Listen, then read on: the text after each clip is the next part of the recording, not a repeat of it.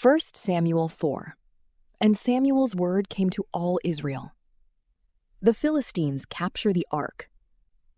Now the Israelites went out to fight against the Philistines. The Israelites camped at Ebenezer, and the Philistines at Aphek. The Philistines deployed their forces to meet Israel, and as the battle spread, Israel was defeated by the Philistines, who killed about 4,000 of them on the battlefield. When the soldiers returned to camp, the elders of Israel asked, "Why did the Lord bring defeat on us today before the Philistines? Let us bring the ark of the Lord's covenant from Shiloh, so that he may go with us and save us from the hand of our enemies." So the people sent men to Shiloh, and they brought back the ark of the covenant of the Lord Almighty, who was enthroned between the cherubim. And Eli's 2 sons, Hophni and Phinehas, were there with the ark of the covenant of God.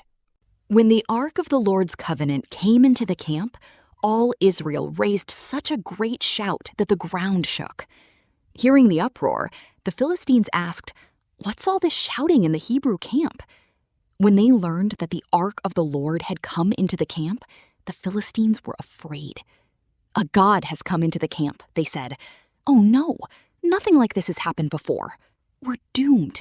Who will deliver us from the hand of these mighty gods? They are the gods who struck the Egyptians with all kinds of plagues in the wilderness. Be strong, Philistines.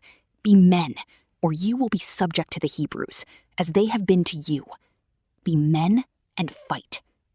So the Philistines fought, and the Israelites were defeated, and every man fled to his tent. The slaughter was very great.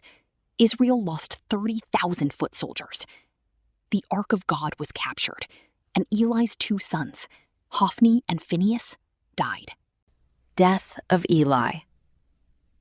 That same day, a Benjamite ran from the battle line and went to Shiloh with his clothes torn and dust on his head.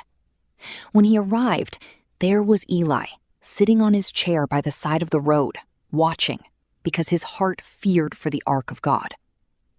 When the man entered the town and told what had happened, the whole town sent up a cry. Eli heard the outcry and asked, "What is the meaning of this uproar?" The man hurried over to Eli, who was 98 years old and whose eyes had failed so that he could not see. He told Eli, "I have just come from the battle line. I fled from it this very day." Eli asked, "What happened, my son?"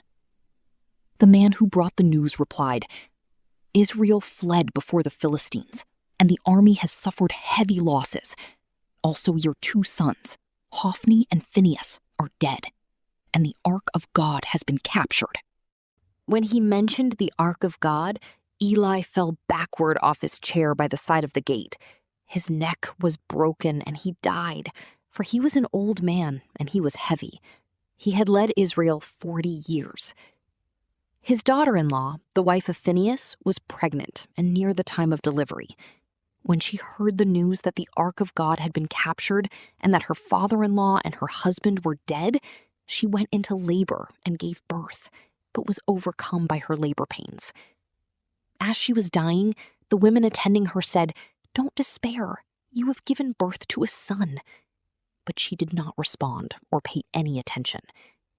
She named the boy Ichabod, saying, "The glory has departed from Israel," because of the capture of the ark of God and the deaths of her father-in-law and her husband.